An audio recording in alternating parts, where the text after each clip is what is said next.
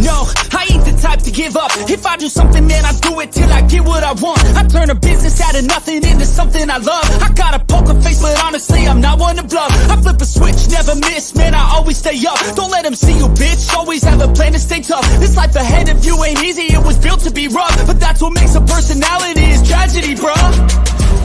So keep your head on your shoulders. Now we ain't out here moving rocks, we out here moving boulders. Now we ain't getting posterized, we out here making posters, and we ain't got nothing to hide. What up, what up, what up? Welcome into Pregaming here at Sports Money, Monday to Friday, 6 p.m. You already know it's a big night tonight. College football's back. We're ready to attack, get these bookies on the run. It's going to be some fun. Let's get into this thing that we got going here. Our guy, Miggin and Max, going to join us here just a little bit. He's got a couple things going on early, so we're gonna hold down the fort until we get him in here rocking and rolling. But it's going to be a lot of fun, you guys. Got some looks. You know, it's early, college football. It's early. We got to make sure that we let this thing play out a little bit. We're not going to be some of those guys that get excited about it and don't play it. We have action in college football. But we just have to be mindful. We're building bankrolls. We're trying to go long-term. It's got a big Friday. We got a huge Saturday, Sunday. And then we roll back in and the NFL starts as well. So let's see if we can't be mindful and make some cash while we're doing it. You see tonight's show, we're going to talk about the 4 Major League Baseball games. We've got the Braves and the Phillies. We got the Jays and the Red Sox. We got KC and Houston. Baltimore and the Dodgers. All 4 rolling in major leagues, and then they make way, and the college football season is here. Not that week 0 bullshit. We're talking about the real week 1 action. It's going to be a lot of fun getting into it, you guys. So smash that thumbs up button. Show the support. Help us build this thing here.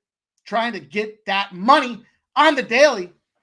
We need you guys to hit that thumbs up button on the regular. It's just good business. That's all it is. Hit that thumbs up and show the support for us, you guys.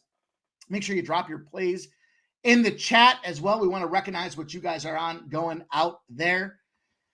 And let's take a peek. You know, yesterday, shout out to all you guys in the WNBA. You got me. Fucking Sky. Terrible. Terrible, them Sky. Man, we took the hook, too, on that Colorado and over 10.5. They get to 10. What? Just a bad day. Just a bad day. Man, the Toronto first 5 in full game. That wasn't where we were meant to be. Minnesota can't get the team total over. We got to rebound. We got to recover. We got to see if we can't find a way to make that money back. So appreciate you guys rolling on in.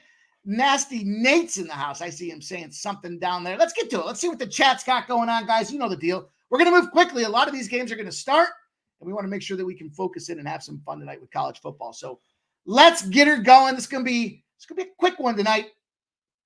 Yeah, there's a lot of college football, but there's only a couple spots that really I want to jump in and crack away at. So plenty of prices tonight, though. Plenty of prices. Shout out to our guy, Joe T, first guy up in the house. I know he's starting the holiday vacay with the fam, but he's still coming in, dropping his best bets for you guys. Make sure you pay attention. Look to attack. He's got the Orioles and the Dodgers over 9.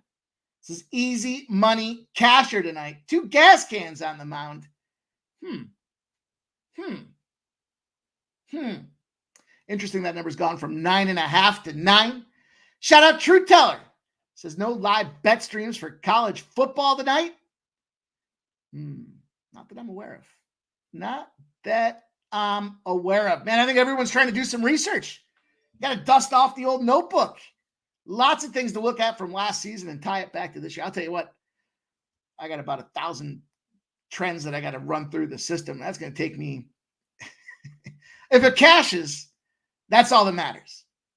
But it's high probability it's going to take me all fucking night and into tomorrow. So really excited about that. He says smashing the under in bad weather. That's right. Pay attention. Minnesota UNC.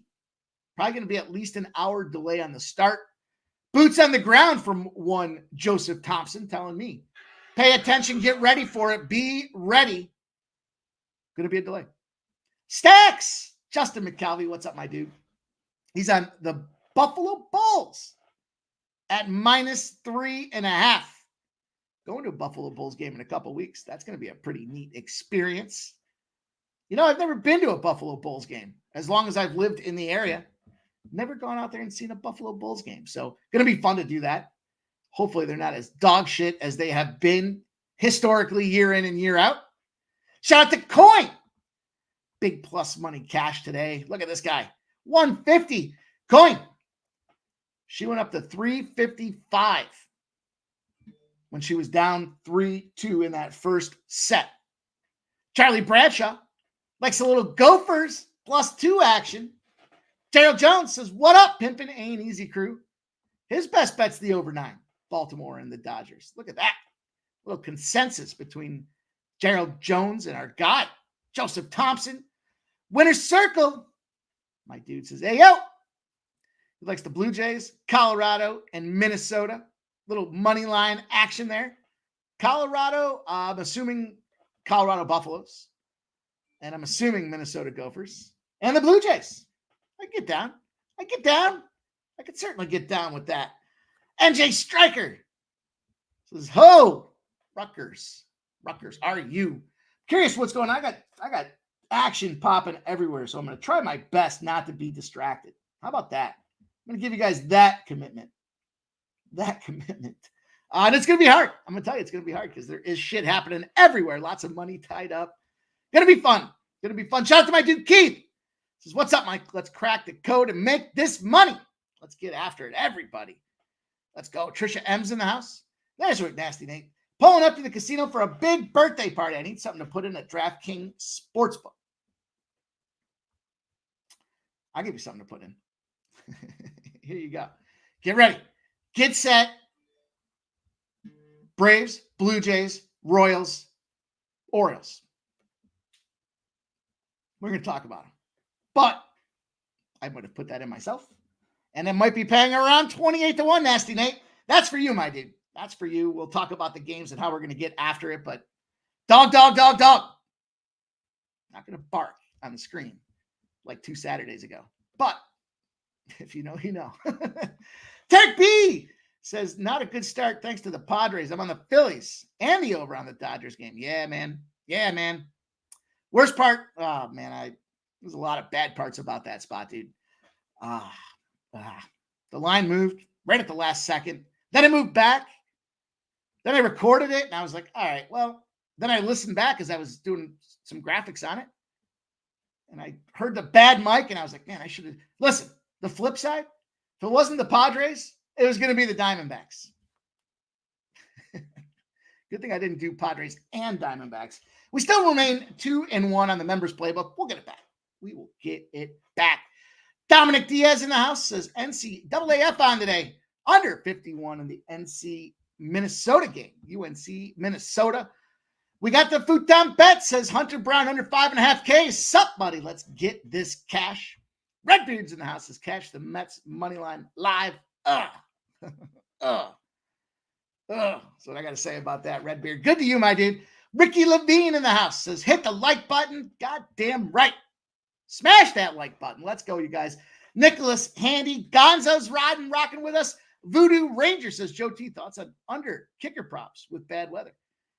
I don't think Joe T knows what under means, Voodoo Ranger. That's what we know about Joe T. It is cocktail night on Thursday. Special little treat for me as we get ready for college football. Skunt Blaster in the house likes the Gophers +3 and Sacramento State money line. I've seen some big money coming in on Sacramento State money line. Julian Cesario says, Pimp, 2-1 yesterday, makes it 8-1 from this fucking guy. Look at this. And he's got the Marlins and the Red Sox. Marlins looking good. Trying to close it out. Did close it out. 12-8 for Julian Cesario in that Marlins game. His last action there is the Red Sox. Interesting spot. Charlie Bradshaw says +2.5. I'm assuming is the Minnesota game. Redbeard likes the Blue Jays first 5 team total over 2.5 at +160. Woo! Flea Mathis says the boys down the street who banging are doing a live stream in an hour. Whoever asked about a live stream. There you go. There you go. Steve's in the house. My guy Steve Fehrenbach. Padres have burned me so many times lately. Damn, I know. We got to get it back. Julian says Marlins cash. There you go. Red Sox pending for Julian. There's KV in the house. She says, hey, all games MLB before 5 p.m. All Nerfies hit. How about the games after 6 p.m., KV? Can you tell us what those ones are going to do for us? I'd like to know. I'll write them down. I'm curious. If I was going to guesstimate right now, I would say the Nerfy hits in the Phillies game, the Toronto game, and then the Yerfy finishes off the night in Kansas City and Baltimore. Let's see what that looks like. I'm just based on what I think about the strategy of these games and these pitchers that I've been looking at all day. That would be my Yerfy guesses. Flea Mathis, ND State plus 10.5. He's got UCF first half team total over 28.5. Is that a Ragu? That's a big Ragu play. And he's got the UNC money line. Hugh Janus is in the house. Good to see Hugh Janus. KV says today info. Yep. Stephen Hairston. I'm seeing way too much Blue Jays love. I'll be on Boston tonight myself. And says Red Sox and Astros full show. Interesting. Chris Sellis says drill, baby, drill. Steve Harrison says, I like that Phillies game under. Well, let's get to it. Let's get the old pen and paper out. It's time to talk about how we're getting paid. This game starts at 6:40. We're going to start in baseball. And unfortunately, I got to wait for our boy C-Mac to come in to advance some of these slides. So in the meantime, we'll talk a little bit about these games, and I'll tell you what I'm on. And we'll circle back, and we'll see what he's got to play with today. 80% of the bets and 65% of the cash on the Philadelphia Phillies. Line open at minus 152. It's at minus 160. 74% of the bets and 73% of the cash on the over. Line's gone from 8.5 to 8. Reverse line movement alert. And man, we got that cash yesterday with the Bills, but whew. I mean, that one wasn't sweaty for sure. 10-0, right? But you know the deal. We see these teams come back off of getting shut out, and that's exactly what happened. Houston gets shut out 5-0, comes back and fires 10-0. But don't look now. Atlanta Braves. I read a stat. They just swept the Minnesota Twins. I read a stat that said the Minnesota Twins are 500 against everybody in Major League Baseball. But they're like 12-1 against the White Sox. That's the Minnesota Twins. Remember I said they get hot and they cold. They win in bunches and they lose in bunches. It's a 500 team unless they play the White Sox. That being said, though, the Braves, where's this new lease on life coming from? And now trying to figure it out. They're trying to hunt down, the old Red October, the hunt for Red October, as it turns out here. 72-60 against the 78-54 Philadelphia Phillies. Woo. Philly's got to feel that pressure. I mean, there's a lot of pressure in this game here, and I think this is what this one comes down to. For me, this one I look at kind of the sides in this game more than the totals. First as I was kind of going by the numbers, I saw, not the best spot for the Atlanta Braves. When the Braves are in the dog roll, over a plus 122. Dog roll, over 122. They're 0-7. They're not in that role often. It goes all the way back to May of 2022. 0-7. But I like this pitching matchup. We hear our guy Sharpie talk about this on the regular. Philadelphia waters their infield, or rather their outfield, so that they can force those balls to get to the ground, and they try to kind of find a way to run and gun through that process, and that's exactly what I think happens here. I think from a pitching matchup, we see Sanchez plays decent at home. He's 7-3. Last game, he goes 6 innings. He's got 9 hits and 3 earned runs, but he still hit 8 Ks. Just so happens that last matchup, the Atlanta Braves, and he took an L, a 3-2 loss. 7-3 record at home, takes that L against the Braves. The Nats on the other side, previous game to that, easy win. Guy went 9 innings. Kind of expect it, right? After these guys go deep, you want to try to look at the fate on them the following spot. On the flip side, Morton coming off a 4-2 win, but he's not really a deep pitcher. He's been averaging around that 5 mark or so. His last game, big win for him, 4-2, but that was against the Nats. 8 hits, 3 earned runs, but 6 Ks. And that K number is what I'm choosing to focus in on for this thing here. I talked about kind of the disparity between the numbers as far as the cash flow is concerned here. And whoops, where'd it go? There it is. As you start looking at some of these plays and some of this action, and you see this money coming in all over that over, but number dropping. I'm choosing to focus on the pitching matchup for this thing, guys. I'm going to go first 5. I'm taking the first 5 under 4.5. I think that's a nice look for us out there. The best number. Sorry, I didn't get a chance to get these into the scroll bar, but 4.5 minus 114, under 4.5 minus 114 over there at Bet Rivers. First 5 under 4.5. I'm taking the Braves as well. A lot to play for, a lot to hunt for. I think there's a lot on the line in that Houston series for Philadelphia. And then as you start looking at these bats and kind of how they perform or how they don't, for the most part, with the exception of 2 guys in Bryce Harper and Alec Boehm, everybody's 250 or less when it comes to hitting effectiveness against Charlie Morton. Plenty of times that they've seen him as well. So middle of the road, expecting average opportunity, but the bullpen factor, I told you last week, I'm just not a big fan of this Phillies bullpen. They might get their shit together. I just don't expect it to happen today. And I think that, again, this Braves team, a lot to play. I can't believe the bats have been firing the way they have been. Marcell Ozuna chomps all over Christopher Sanchez. He's got a 429 in this position. We also see Travis d'Arnaud, another guy that hits 500. Granted, small sample for Travis. 2 at-bats, 1 hit. I've got a ribeye for this game as well. So Trey Turner for me. Trey Turner is the ribeye play of the day. It's a 3 spot for me in this game. First 5 under 4.5. The Atlanta Braves.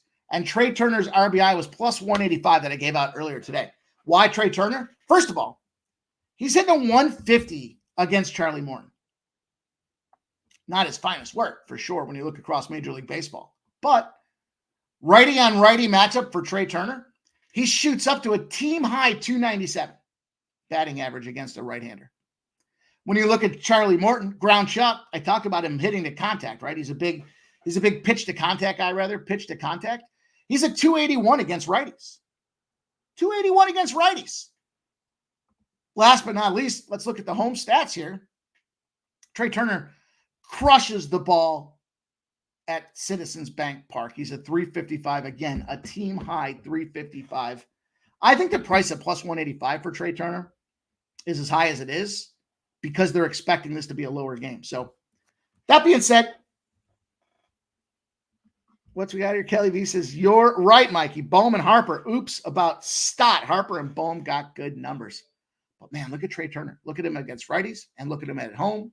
It's a guy I want to get involved with there at plus 185. But it's kind of a threading the needle, almost the same game parlay action to get into that one. So that's how I'm going to open the card up here. The best number I can get for you guys on this game for the Braves is on the money line.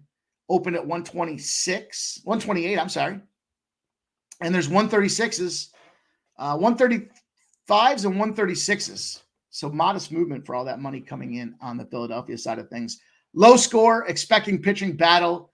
Like to see the Atlanta Braves get the W. And we go on. We roll on. Let's keep this thing rolling. I'm glad there's 4 games today because there's some college football I want to kind of break down and give you guys some ideas of what I'm looking for potential live plays. And I want to make sure that we can cover that before they actually start here, 7 o'clock pop-off. So let's keep moving. Toronto Jays, Boston Red Sox. Hard to make heads and tails of this line movement. It opened at minus 138, Boston. It's now minus 134, Boston. But I think this is where we talk about that book stabilization or line correction, if you will. Plus 118 for Toronto, now plus 120. So we've talked about this a few times. When they're both kind of moving in the opposite direction of the warm fuzzy, it's more of the book kind of showing like whoever set that line initially, they felt there was a little bit more fat to build into it. And I think that's what happened here. We have 82% of the bets on the Red Sox, but we have 75% of the cash on the Blue Jays. I think they're just buying that number. I think the sharps are buying that number. I think the books like where this thing's handled. Almost 19,000 tickets. They got bigger bettors taking the Jays, public bettors, parlay bettors, same game folks, all trying to jump in on them Red Sox. Shout out to Old E in the house. Shout out to Jerry Davis. Coin says pick 6 for Rutgers. I'm on that under in that Rutgers game. Hoping that comes through. That makes me a little nervous. Now, here's the thing with this total. It's dropping, and it's dropping like a rock. It started at 9.5. Then it spent all day at 8.5. Late movement continuing to go down to 8. 86% of the bets, 87% of the cash on the over. And it's Francis and Crawford. Bowden Francis with a 4.02 ERA is 7-3 on the season. Is he becoming an ace in that Blue Jays arsenal? Well, he's got Gausman, Bassett, and Berrios to contend with. So I don't know if he's going to be there just yet, but certainly an impressive start for him with that 7-3 record. But Jays got hot at the right time. When he starts out there, they like the young guy. They like the energy he brings into the stadium. On the other side of things, Cutter Crawford. Probably not the best year, 4.19 ERA. And he's 8-11 on his season. You know, I kind of went back and forth on this game. There's a couple of players I wanted to get involved with. I mean, look, Springer, Vladdy Guerrero, lots of great looks on those things out there. And it's hard for me to go back to the well with this thing, but you know, I can't shake these AL teams, the AL East teams, and how they play on the road versus how they play at home.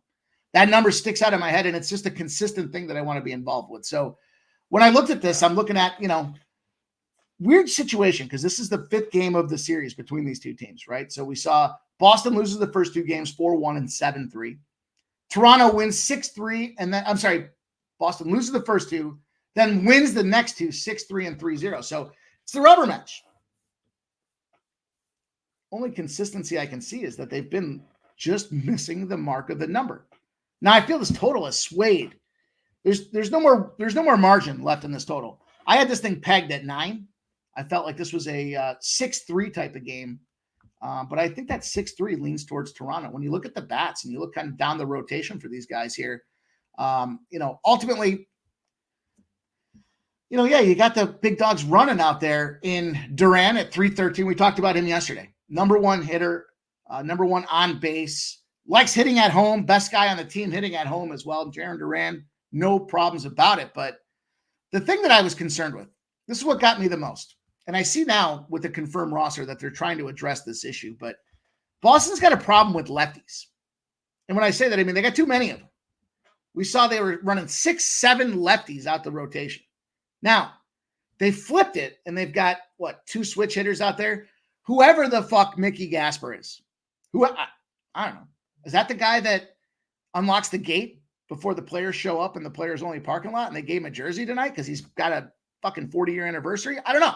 Mickey Gasper. He's got 8 at-bats somehow against Bowden Francis. He's never touched him. That's 1 non-lefty in the lineup. I'm sorry, lefty-righty.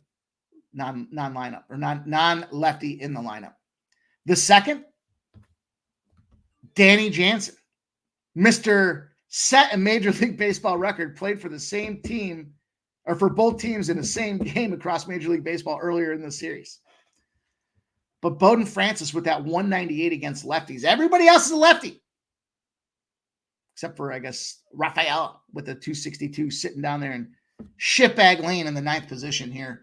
I want to jump in on Bowden Francis here. I believe in what's going on with this young guy.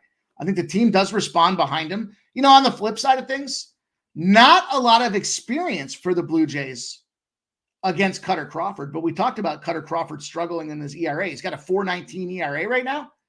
Not the place you want to be. 8-11 on the season. He's just letting up too many runs, and the team's just getting away from him.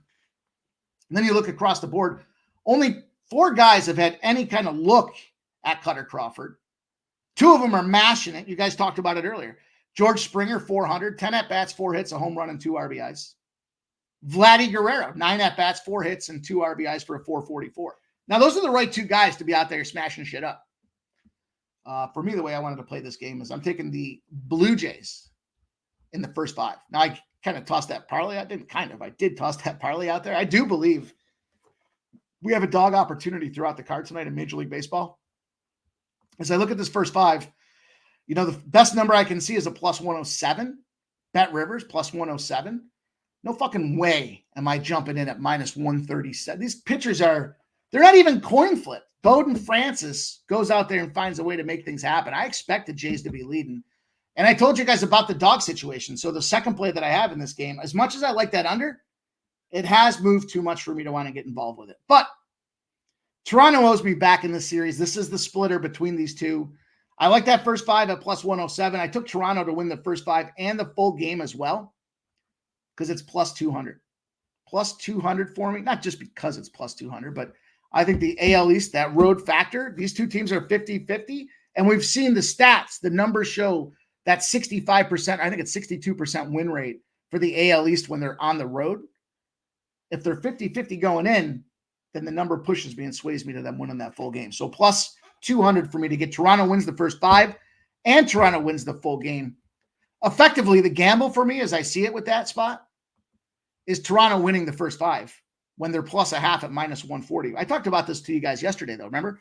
What was the thing that I was doing that was impacting the overall win-loss ratio from an ROI perspective? I mean, it was impacting the win-loss ratio because there was a number of pushes, but I was dropping that half because it wasn't needed. They were finding a way to win those games. And this is that exact fit that I was talking about. Don't lay the minus 140. If you're going to take Toronto, you take them in the first 5 at plus 107.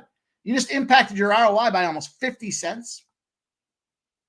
And then effectively with that first 5 full game, you're laying the minus a half, but instead of taking the minus a half, you're just banking on to win the full game as well. And that's where I want to play for this thing. I think they do get going early. I love the fact that we've got Springer and Guerrero in the 1 and 3 positions, and that's where I want to attack. So I've got that first 5. Toronto, plus 107.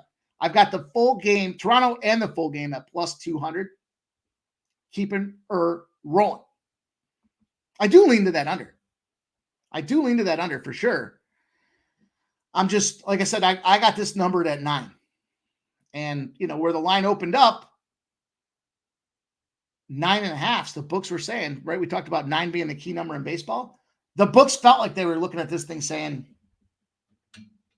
this game should go over. But all that cash on the over, and it's just dropped literally like a rock. So onward, upward, 8:10 p.m. Got to keep a brisk pace. We want to get to this college football. I'll talk to you guys about the games that are going out there as well. Kansas City Royals and the Houston Astros, a.k.a. the Cans, a.k.a. got us a nice easy win yesterday, 10-0. Weird numbers here. 80% of the bets and 68% of the cash on the Astros. Line went from minus 156 to minus 158. 2 cents of movement. Now, generally, as I've talked about this before, if you guys are new here, we look at the percentage of bets, the percentage of cash, and then it's, anybody can see that. We're trying to gauge how the books are reacting to that information. Are they making it more attractive, right? And in this case here, 80% of the bets represent kind of the public. It's the soup. It's everything that goes into it. It's parlays. It's props. It's where's the action? Where are the tickets being written? Percentage of bets are being written on the Astros. 80%. Now, the interesting part. Only 68% of the cash, meaning some bigger bettors, and bigger bettors generally not fucking around with parlays. They're not playing the prop game, or maybe they are, but not to the same degree. They're just coming in with a backpack full of cash. They're dropping it on the counter, and they're saying, in this case, well, give me the Royals. There's some bigger bettors coming out there thinking the Royals have this opportunity. As far as the total is concerned, 91% of the bets and 83% of the cash on the over. Not a moving. This is a tricky spot because you got Brady Singer with that 3.38 ERA. Starting to regress, though. Recent performance. Yikes. Now, on the flip side, I talked to you guys about this the last game for Hunter Brown. The dude started out April with like a 12 ERA. Wasn't it like 11.8 was his ERA in the month of April? He's worked it all the way down to 3.72, and he's been a sub-3 ERA for the month of August. It's Astros season. They're heating up. They're cooking. This is a tough game for me to want to get involved with. I want to take the over. I want to take some runs. I see yesterday, though, the Astros, that 10-0 game. Now, they're going back to the barn, back to Cheatersville.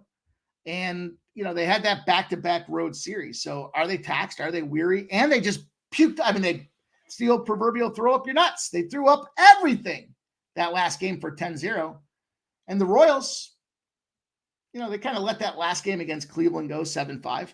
Wasn't by lack of effort until it came down to the bullpen and that implosion at the end.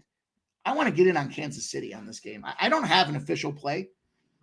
This is part of that parlay that I tossed out at the top of the show because I do feel like this is a good lean to take an opportunity for Singer to bounce back. But the hard part for me in looking at Singer bouncing back is his last start. He only went 5 innings, and he's just leaking like a faucet. 11 hits, 5 runs, 5 of them earned, and 5 Ks. You look at the runs versus earned number, and that means, he truly earned it. It wasn't like yesterday where we talked about, fucking up the Padres situation, and it was Manny Machado that kind of struggled to fumble the ball around at third base. Runs come in, but they weren't earned on the pitcher. In this case, though, Singer has earned those runs. The 5 Ks, hit or miss, but flip side of things, I talked about Hunter Brown. Dude's fired. Goes 6 innings his last game, 3 hits, only 1 earned run. He gets 6 Ks. He did have 2 walks. I wasn't excited about the control there, but it ended up being a loss. Who'd they lose to? AL East. Baltimore Orioles. So it's a tricky situation. I wanted to jump in on this Kansas City side. Nothing official for me here. Just a strong lean for you guys to this Kansas City Royals team. I think there's something to be said for playing Philadelphia. I think that taxes you. And this road trip that these guys were on wasn't just Philly. I mean, Baltimore is one of those teams that can go out there and mash with the best of them, right? They can put runs up. So this wasn't just your average bear type of road trip. That was a grueling grind out there. Coming back home for this Kansas City team that's hot and fired up, ready to go. Shout out to my man, Old E. My brother's gifting 5 sports money memberships. My dude, cheers. Cheers to you, my dude. Appreciate you. I actually got a cocktail to cheers you with today, too. Man, we are listener-supported, you guys. Seeing my homie, Old E, gifting like that. My nephew, Old E, gifting like that, helping us grow this community means an absolute ton, Old E. You the man. And much appreciated. If you guys got one of those, if you're the recipient of a gifted membership, pay it forward. Pay it forward. We got 3 membership tiers. We're doing exclusive member-only live streams. You know how dynamic our team is at live streaming. Going to be intimate with just the members. We're going to give you guys special plays as well. Unfortunately, today's didn't get there for us, but we're 2-1 since we've gone live with this package. And it's only going to get better. We got afternoon baseball, early start games that fall outside of the window, some early look-ahead spots. You're still going to get the same thing from Sports Money. But we want to give our members even more Saturday content, things that won't be out there. We're going to cover you guys with the live streams on Saturdays. We do with the UFC. You know how we get rolling and grinding. But early content, action out there that's going to fall outside of show prep, just going to give our members just a little extra bonus out there. And shout out to my dude, Joe T. Gifted a membership on his way to vacay. Still looking out for the people. Shout out to you, Joe T. Appreciate you, my brother. So much fun to see what's going on here. See how we're growing. See how we're winning or losing, but boozing. Let's go to this last game for baseball today. We've got the Baltimore O's. We've got the LA Dodgers. We've seen a ton of you guys on this over. Joe T hammering this over. Minus 164 are these Dodgers. They dropped to minus 143. But yet we have 87% of the bets and 90% of the cash. I see Jay Peasy in there. What's up, motherfuckers? Jay Peasy. I want to know from you, is this one of those spots where we see the line is dropping, the action's coming in, and we just keep firing on the Dodgers? 9.5 is the total. 81% of the bets and 80% of the cash on the over. It's come down a half a run, which is surprising. Shout out to Joey Hart. We got a new member in the house, baby. Joey Hart. My dude, welcome to the club. Welcome to Sports Money membership, my brother. Thank you very much. Appreciate you joining and rocking with us. Pitching wise, we look at these two matchups here. We've got, Maury Povich popping out there for the Baltimore O's. Struggleville for this dude. He's got that 6.1 ERA. By the way, just so you guys know, I wasn't slacking. Look, it's there. It's there. I just got this little white bar, so I got to do something different. I hate to just give you guys the single screen and have to read this off. It's just, we are where we are. And where you don't want to be is in Maury Povich land there with that 6.1 ERA. Man, 1-6 for this guy. Talk about meatball status. Woo, he's 0-2 on the road. He's bad, and he's even worse when he goes on the road. And this ERA, holy shit, 12.27 for this dude on the road. Woo! Now, his last game, he goes 5 innings. Big win against who other than the Cans, the old trash cans. He found a big W. This is why you go back to what I said about that Kansas City side of things against Houston. If you can get diced by a ball of shit like Maury Povich here, you got a good, strong hitting team like Kansas City who's heating up. Man, you gotta be scared if you're Povich here. 12.27 ERA. He had 5 hits, 3 runs, 5 earned, 2 homers. In fact, you look at kind of some of his recent history. He allowed 5 earned runs against Houston, 2 earned runs against Boston, 3 against Toronto, 3 against the Yankees, and 8 earned runs against Oakland. Now, in his defense for Oakland, they lost that game 19-8, but that was when Oakland went on that tear. That was July 6th. So it's just not going well for this guy. The flip side of things, on the other, is anything better? I think Joe T said it maybe best. These are 2 gas cans on the mound. Bobby Miller, only advantage Bobby Miller has, pitches decent at home. Jerry Davis says, Bobby Miller's a pile of shit. I mean, you're talking my language, Jerry. You've been following along long enough. You know how I got to respond to this. He says, Dodgers not raking against left-handed pitching. All great comments there. The one thing about Miller, goes 6 innings, but he's getting touched. He got 7 hits. And he allowed 3 runs in that game with 2 homers. Did have 9 Ks. It was a weird spot against Tampa Bay, but AL East team on the road, I guess. So he's got 2 backed up. This is his second start back at home. A lot that you can see behind this thing. I wanted to take the under in this game. At 9.5, I was thinking about that under. Man, this dropped to 8.5, though. I just can't do it. It's too far. Or now 8s. The thing for me with these 8s is, anytime I see these lines move beyond a full run, I want to go the other side. My problem is I don't know if they get there in the full game. I think that when the bullpen team comes in and takes over, it's going to tighten some things up. So I found a 5. I found a 5 for the first 5. I mean, there's 5.5s, but they're juicy. 5.5 at -130 is out there for DraftKings. But I found a 5 at -110 over at BetMGM. I'm taking the first 5 under. I know. I just spent the whole time talking about these 2 gas cans. There's no way they go out there and shove today, right? There's no way. Come on.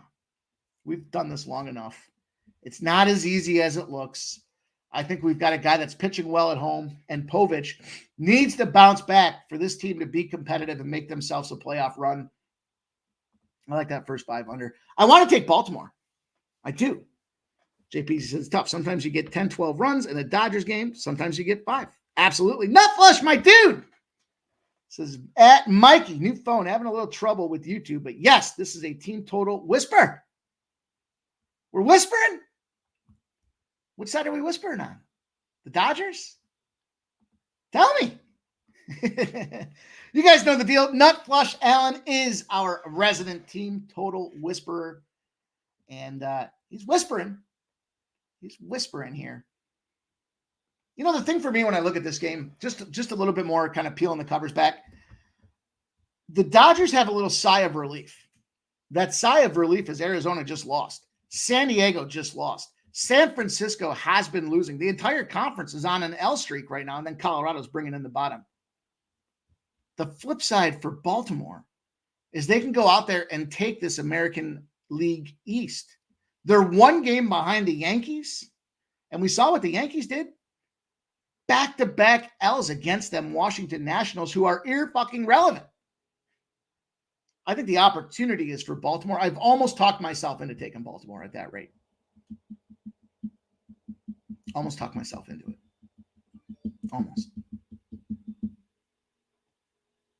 Almost. Oh, you can tell I really want to pull the trigger on. I'm going to make a note, and I'm just going to see what happens here. Baltimore plus 126. I mean, there's reverse line movement. That already checks a box. But I'm waiting to see what our resident team total whisperer comes in. Is he talking about the Dodgers or is he talking about the O's? If he says O's, I'm a goes for this Baltimore side of things at plus 126. We'll see. Let's change gears. Because we're here. We fucking made it. It's college football season. And I'm fired up. We got a huge slate today, you guys. I was just trying to pick, I was trying to pick a 3-pack of the games that I really wanted to attack. I know a lot of you guys are talking about this UNC Minnesota game, so I thought it's only right to jump in here. Before we do that, 7 p.m. is Lafayette and Buffalo. There's been a ton of movement away from Buffalo. 72% of the bets and 78% of the cash are on Buffalo, and it's reverse line movement. The total goes from 50.5 down to 45.5. We have 28% of the bets on the under, but we have 96% of the cash on the over. This is an interesting spot because I like Buffalo. I'm a Buffalo fan.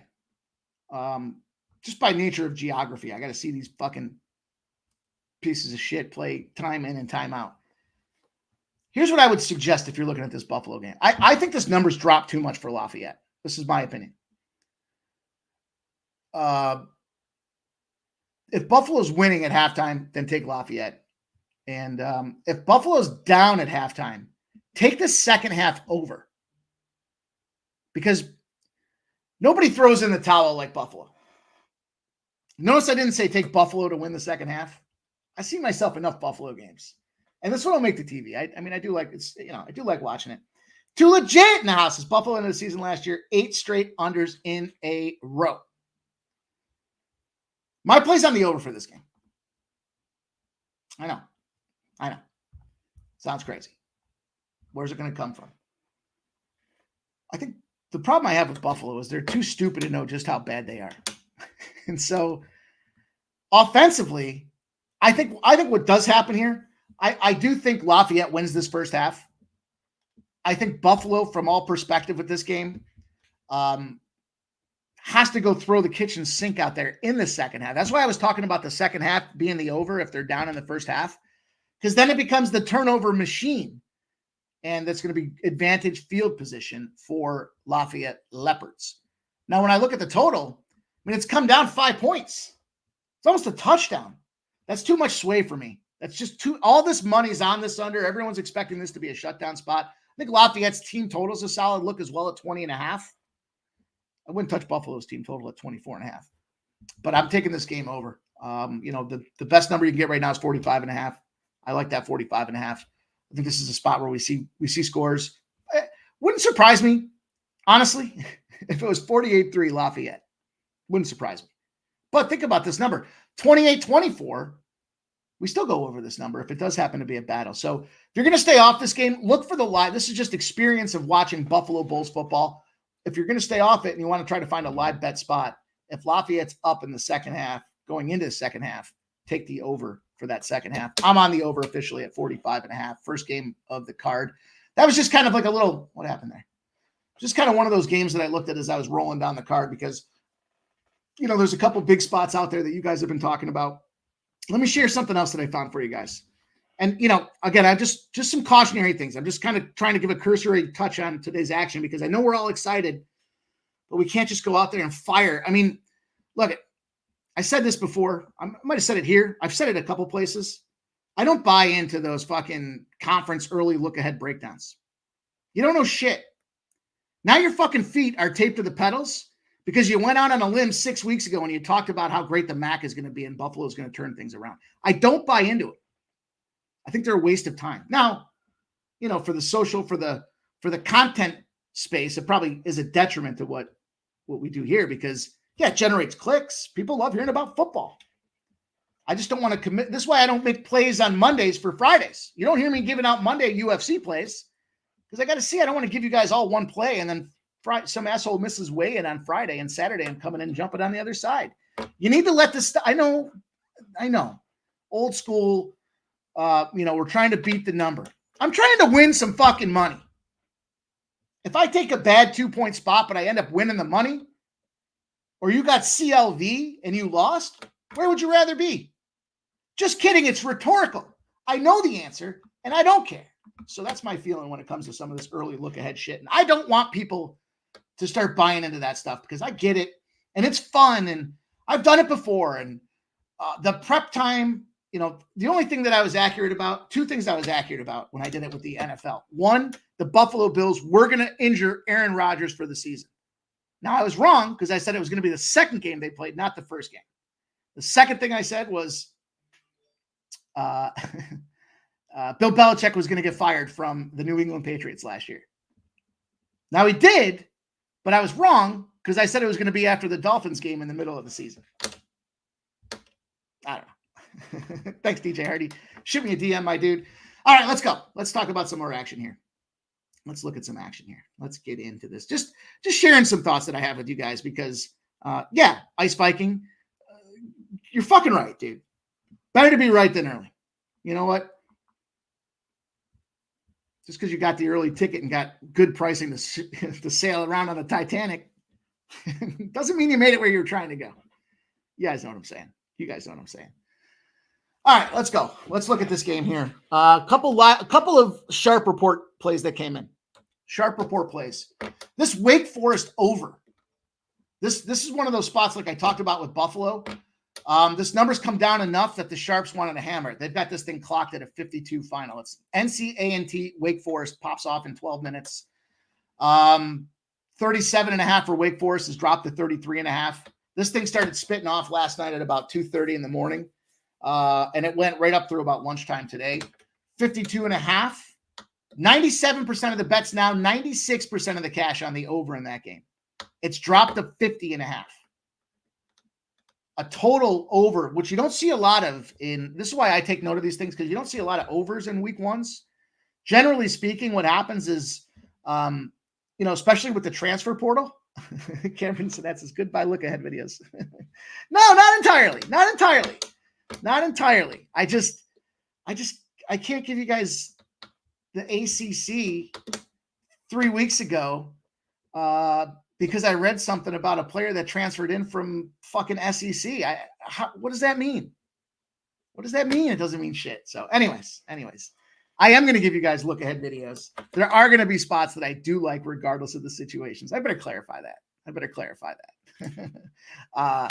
I just, you won't see them from me for the UFC. We're going to do some fun things with the UFC, by the way, as I digress. But anyways, Wake Forest, 97% of the bets, 96% of the cash now on this over. It's come down 2 points from 52.5 to 50.5. Kind of correlates because I think the, favorites and unders, dogs and overs. 37.5 on the total for the side for NCAAF has dropped to 33.5. Dogs and overs, favorites and unders. Generally, I finished my thought that I had as well. Defenses tend to start seasons off early. That's why you see a lot of these unders in play. Game that I've got some official action on as well. I gave you guys that Buffalo spot that I'm in on. The tough part too for me, when I give out a Buffalo or a Syracuse spot, you got to know that I really love them. The spot, not the team. That I really love the spot. Why? Because I got to go to my local, and to put enough action on the locals, to make it worth my while, I got to call them and fuck with the limits. And so for me to give out a play like Buffalo in the over, I like it. I'm in on it because I got to make that phone call and say, listen, dude, we got to put a 0 on the end of this thing. Anyways, the Jacksonville State Coastal Carolina game.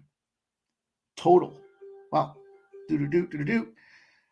action coming in on Jackson State. -3 now, -3.5. Jacksonville State.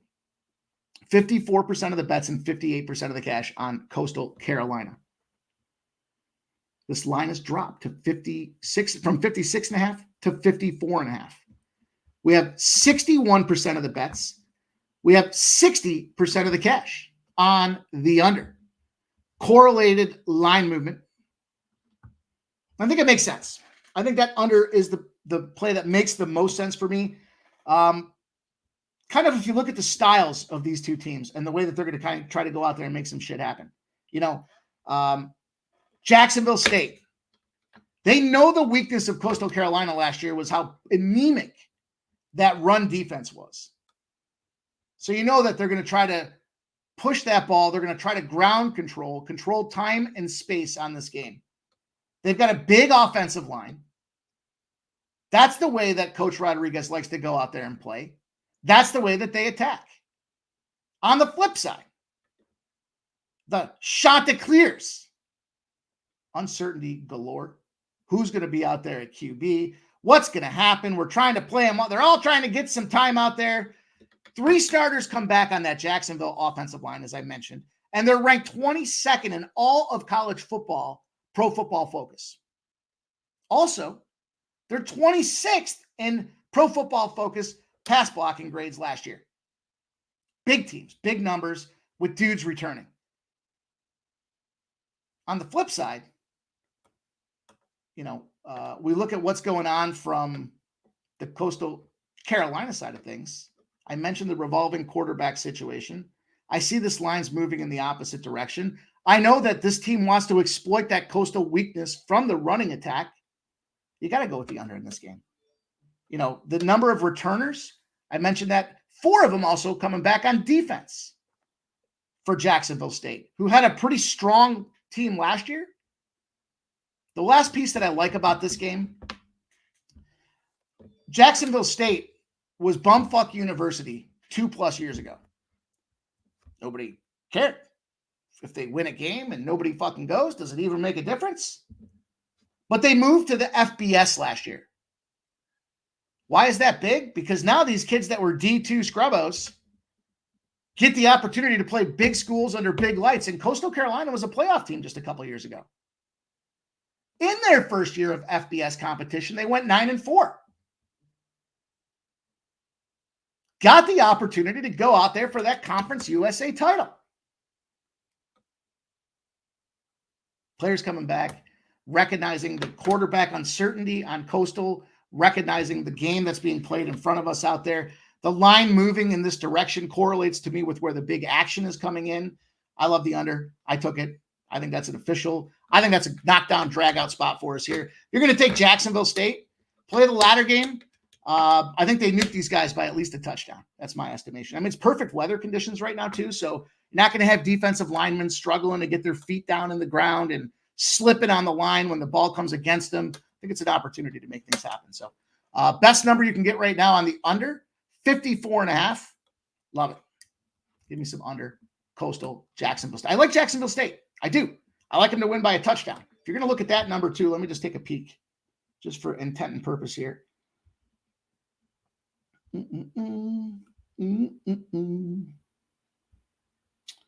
Football. Who's got the football? By the way, the under looking solid in Rutgers. That was a nice 14-1 trend to the under. I got trends for you guys. Oh, I got plenty of them. We will get to those in a second. Let me see. Try to look at this ladder game here, right? -3.5, -108, -4 is -106. So they're eyeball fucking you with that 3.5. The 4.5 goes to 100. The 5.5 goes to 111. The 6, 119. The 7, 126. Then we see 20 cents more movement from 6.5 to 7. Remember when I said I think they're going to take them down by a 7 spot? Then another 20 cents when it goes to 7.5. I think it's a touchdown spot there in the latter game. Price it, play it accordingly. Take a look for that under. I do like that cash action. Let's see. More college football for you guys here. More college football. Let me look. Let me look.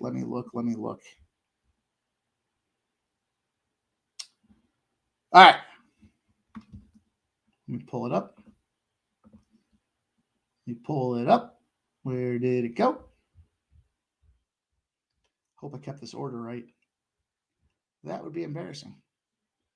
8 p.m. Murray State, Missouri. Yep, that one. This line, it's a 50 spot. 87% of the bets on Murray State. 67% of the cash on Missouri. Lines moved 2.5, 2 to 3 points, depending on your book. This total, 58.5, has moved to 62s with 58% of the bets and 70% of the cash on the under. This is another one of those games where it's like, who's going to be the guy that plays quarterback out there? The big thing for for Murray State, South Dakota transfer, Jaden Johansson. There's a couple programs in the FBS this year that brought in like top caliber players from FCS. Now, NFL teams don't draft FCS guys. Trey Lance, Carson, pile of dog shit Wentz. They're just not getting hit enough. They're not getting exposed enough, and they kind of become soft little buttercups. But for a team like Murray State to be bringing somebody like that, now, do they have a chance to win this game? Hell no. But Johansson won the Harlan Hill Award, which is the equivalent of the Heisman for anybody that doesn't know. Now, the problem is he's going to be running for his life. Missouri's got the 14th ranked passing attack and, pretty successful when they do it. Lots of time to get on his ass. Not going to be a good picture, not a way to go out there and figure it out. But, on the other side of things, Missouri coming out there with a top 10 projected quarterback for the NFL. Luther Burden, 1,200 yards last year, 13 yards per catch. Sorry, talking about the bad notes. But the biggest change for me as I was looking at Missouri is trying to establish the running game. They went through a big process in the offseason of trying to, they bring in a transfer from Appalachian State. They're trying to bolster that offensive line. And I think sometimes when you're trying to thread the needle, it's a tricky spot to be. For me, this one just came down to the fact that it's too many points. We're sitting at a 50 burger right now. And while some teams probably should lay a 50, like an Alabama or an LSU or, even potentially a Clemson, Missouri shouldn't be. Now, can they go out there and dominate? My projection, if you're going to want to talk about some early look-ahead projections, is Missouri is one of those teams that got ranked well from last year's performance, and they just don't find a way to bring the goods this year, and they start to drop probably out of the top 25 by the time we're midway through the season. I just want the points with this one here. FCS schools doing just a little over 60% when they're getting over 45 points against FBS schools. I think this is an opportunity where it's just too many. They shouldn't be laying 50, not at this point of the season, not when they're trying to implement a new run game. There's too many variables they're trying to force fuck through this thing, and not going to be good enough for me. Also, last game I got for you guys when it comes to college football. Let's see. Oh, I know what I was going to tell you guys. My college football notes are fucking mess, so bear with me. Arkansas is playing tonight. Take a look for a live bet on those guys to take this over. 3-0 to the over their last 3 seasons in week number 1. Their average number they're putting up is 55.2 points in those games. So keep an eye on that one. I could see they start out a little slow. And then from there, they put the foot on the pedal and and they take off. So keep an eye on that. Remember, the average number that they're scoring in week ones over the last 3 seasons, or that they're having generated in total offense, 55.2 points. 55.2. So keep an eye on that one.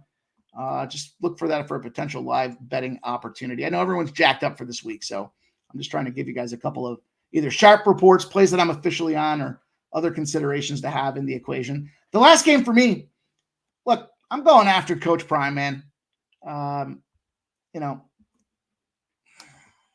Here's the thing. Somebody said the other day, Coach Prime talked a lot of shit last year and couldn't deliver, and now nobody's talking about him. Well, Coach Prime was gimmicky for, for the, I was just reading Too Legit's comment. Shout out to Big Show Picks, my dude. Big Show, I hope you're doing well, my brother. Thank you for coming and joining us, all you guys. Gene Cross in the house. Cross. Appreciate you guys, man. Rebecca Evans is there. She's on Murray State, plus 50. Let's go. Mr. Dean Gallen is pimp on UNC. I'm on the under in that game.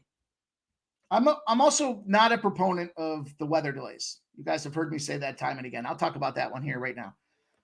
Minus 105 for Minnesota's gone to plus 110. 52%. That's the money line. Sorry. Minus 1 for Minnesota is how they opened up. Early look at headlines. It shot up to 2.5. Sat there around 2 for a couple of weeks. It's since dropped. It's down to 1.5. There's some issues, I believe, when it comes to what's going to happen. First of all, this is a revenge game. This is a revenge spot for none other than Minnesota. They lost. They took it in the short hairs. The bottom mouth last time around. Look at these numbers here. Where's this number? Here it is. 9 p.m. start. Line open at -1. It's sitting at plus 1.5. 55% of the bets, 50% of the cash on the Minnesota side of things here. The total's going up from 50.5 to 52.5. 53% of the bets and 78% of the cash on the under. It's gone up. I know you guys love these trends, so I got a couple of them for you here. Let's talk about North Carolina. I mentioned the revenge spot. Now, they won last year in UNC. It's just different, man, when you travel to these Big Ten teams. It ain't easy to get to Minnesota to play this team either. So you got some travel woes. UNC's 0-6-1 against the spread on the road as a favorite when the total's at least a 50. And this total's going up, not down. So that trend becomes very much valid in this case. All this money coming in, well, coin flippy, and yet this line has dropped. Everyone's telling us UNC is going to smoke these dudes. UNC doesn't start well on the road when they got a total expected to score high. On the flip side, Big Ten teams. There's 3 types of trends that we look at, right? We'll look at leagues, we'll look at teams, and then we'll look at, coaches, because some of these coaches make a difference in some of these spots as well. Big Ten teams as home dogs, non-conference openers are 5-0. 5-0 sports playing on this Minnesota side of things. I like this under. I don't like that there's rain going on in this thing. I don't have anything official for you guys. I do like the revenge for for Minnesota. I'm going to probably pull the trigger on this under. I just have to let things percolate a little bit with this weather and see just how delayed are we for this thing. But I do believe this is a revenge opportunity, and we see the Gophers go to town on this UNC team. A lot of dudes I respect sitting there on UNC. Nasty Nate says, Mike, I put that parlay in, and if Red Sox smash, Mike, have a baggie in your pocket next time we hang out. Would that be for my teeth, Nasty Nate? Would that be for my teeth, my dude? Oh, man. Pressure's high. The stakes are high. Jerry Davis says, my book, you can't get -2 or +2 for Minnesota. What does that mean? You can't get -2 or +2. What are they offering you? I guess that's what I would want to know, Jerry, is what are they offering you in those spots?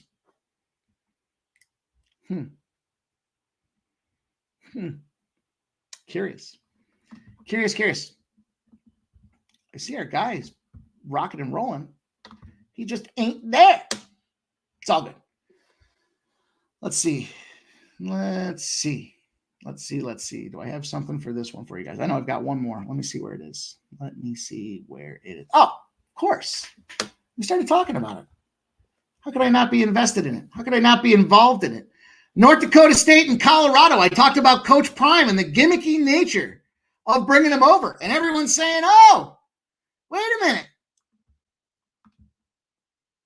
No one cares about Colorado. They were exposed.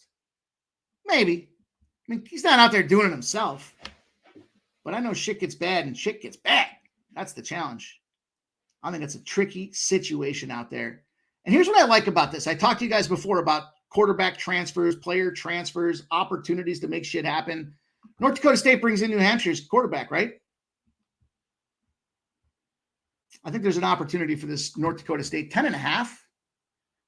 Seems like a suspiciously low number. If you know North Dakota State, I mentioned Trey Lance. I mentioned Carson Wentz. You know, these guys won national champions, albeit in the FCS programs. But Coach Prime talking about coming out, kicking ass, and taking names. This is a tough start. This should be a good game, all things considered. 8 p.m., so it starts in 53 minutes. Line open at 7. It's moved to 10.5. We now have 51% of the bets and 52% of the cash on North Dakota State. And we have a total that's dropping 58.5 down to 55s. 50% of the bets and 87% of the cash on the over. Yet, cheese dropping. Tricky spot. If you look at the transformation for Colorado, brand new front 7 opportunity out there for Colorado's defense, right? Coach Prime was so pissed. He transferred, changed everything over, made some moves, made things happen. Tricky situation because last year's season for Colorado, they allowed less than 3 touchdowns in those first halves. Question is, can Colorado go out there and roast them? Sanders, quarterback for Colorado, son of one Dion Prime, last season, 3rd best passing grade when it came to a clean pocket. Should be able to go out there and dice. When I looked at this one, though, I just thought, look, some people might not be aware of it, but North Dakota State, as the FCS champs, they do play well against FBS teams. 6-1 outright. Pretty remarkable.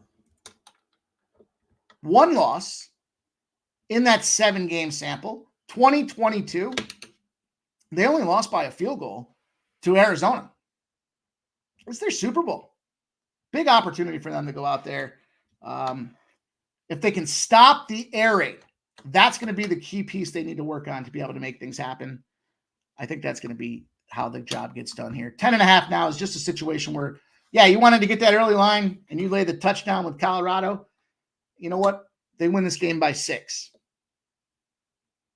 Now what? Razor Sharp says, here's how you know you're not a Philly fan. Here's how you know you're not a Philly fan. Bradbury's out 6 to 8 weeks. Razor, 3 days ago, they were opting to outright cut that fucking guy. They didn't want anything to do with him. And nobody wants him, so they can't trade his ass. Now he's out 6 to 8 weeks. Razor, I will say this. The Eagles are 0-11 against the spread against teams they murked the previous season. So the revenge spot could very well be in play. That's going to do it, you guys. We're 7:10. We're 7:10 p.m. I talked a little bit about some of these spots. I gave you guys some live looks. We got plenty of action to go after tonight. We're going to dig in deeper for tomorrow with college football. I'll probably give you guys some look aheads for Saturday as well. So it's going to be a lot of fun. Let's just get this cash tonight. Let's tread lightly. Let's start slowly. But let's make sure that we got bullets to fire. We are firing tonight. We're going to fire tomorrow. We're going to fire this weekend. It's going to be a lot of time to go out there and get after it, you guys. Nutflush says, at Mike, if you like North Dakota State, then you have to think Colorado is not going to slow down.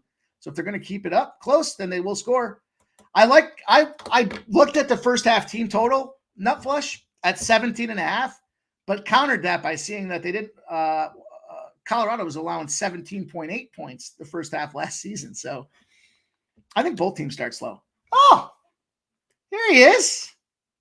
Making up Mac Daddy in the house. Let's see what he has to say. Let's see if he's got some college football looks for us to cook the books. Making it Mac Daddy in the house. How are you, brother? Yo. Well, sorry, I'm late here. Doing a bunch of shit. What's going on? We need to get even up here, Mike. You're too low. Your boxes are not in sync with me. Are you talking about my box? It stank. Listen, what's going on? Shout out to the chat. Trying to make that money, brother. We just crushed down some baseball. It was just a 4-game slate. I kind of went just around the horn real fast with some college football. I just kind of caution everybody that we need to be mindful of exactly what's happening. Cameron Sinet says, Encore, baby. Well, making it Mac Daddy does not disappoint. He was here to show up and hopefully show out. So, making it Mac Daddy. You want to shoot around and just talk about a couple of plays that you like for everybody and what we can do? Yeah, Braves already up 1-0. This late game with the Dodgers, I think we get runs in this game. It's obviously at 9. But I still think there's value with the O's in this one, Mike. First 5 at cashed me. I laid off it yesterday. They won 3-2 in that first game at plus 175. We're not getting that tonight. But I think there's value with it. Povich, though, on the road, has been great all year. We'll see what he can do. But I still think it's a value on the O's. That's it for me in baseball. All the rest has gone off. Hit me with what you're on in football. Yes, sir. Yes, sir. The over in the Buffalo Bulls game. 54.5, I believe, was the number out there. I think that Buffalo's in trouble against Lafayette. And I like to see some scoring because I said Buffalo's too stupid to know how bad they are. So if they're down at halftime, I love live betting that second half over as well because they're still going to be air raiding, trying to go out there and crack some knuckles, which leads to some turnovers, which leads to bad field positions, which leads to short time of possession and big scores happening out there. I like that over. MUB, what do you think? I have nothing on that game. Shout out to the chat. Jerry Davis, Mr. Dean. He's enjoying some pickled sphincter. Yeah. All right, my dude. AOD. Teach his own. Kill the kill. Shout out to you guys. Cameron. Nut flush. I just got his text. I got nothing in that game, so I'm not going to do it. This line with North Dakota State, Colorado, it's up to even 12s now. Bookmaker has a 12, Mike. I don't buy it, though. I think Colorado's better. Until I see that defense change, do you want to lay this many points? No. With that football team, even at home. I got to see it to believe it. I think North Dakota State can hang in that one. The one thing is this total. Usually when all the money's on and over, I see this line dropping. But I think it's to the point it's too low. And Mike, that's what he texted me. He likes Colorado's team total. I get it. If that happens, it can hang around and get over it. A lot of people get into week ones that's 60 and above, they go under, which is at a huge rate. That's why I always caution totals the first week or two that I'm always a little bit, I pump the brakes on it. But I think it was just too high, and this is just dropping too low. And now at 54, I think there's some value to the over with these two teams. Can they stop anybody? Really? And Colorado should be able to score.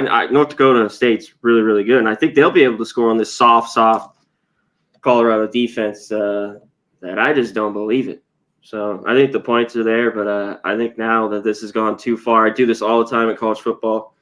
It doesn't always succeed, Mike, but when there's big jumps like this, I'll go the other way. And it's something I kind of go against, some of my mainline capping, which I stick to. You know what I mean? I do. How about Coastal and Jacksonville State? I'm looking at the under in this game here. I'm on the under. Awesome. 55.5. Yeah, I worry about that these defenses aren't the best. They're both going to run the ball. We know Jacksonville State going to play a little quicker while they run it. But no 2-quarterback system, just Smothers. He didn't throw. He's just not a passer. So, he's got to throw more. But I don't think he throws a ton here. Coastal, new quarterback. I don't think he does much really at all either. They have to run the ball. Jacksonville State has the better defense. If this doesn't have the hook, you know what I mean? I'd take, and it's up to you if you don't mind laying juice. I think Jacksonville State wins this game, but I'm not laying 3.5. I think it could be close, but they're at home. I think they could win the football game, but I think it's low scoring. One thing, Jacksonville State, at times their defense, a ton of it's coming back. There's a little bit of that. I talk bend but don't break.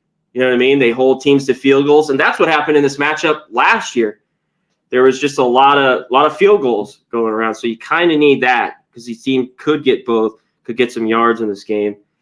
But yeah, if you got, I got 55.5. I still think it's pretty good. The under in that one.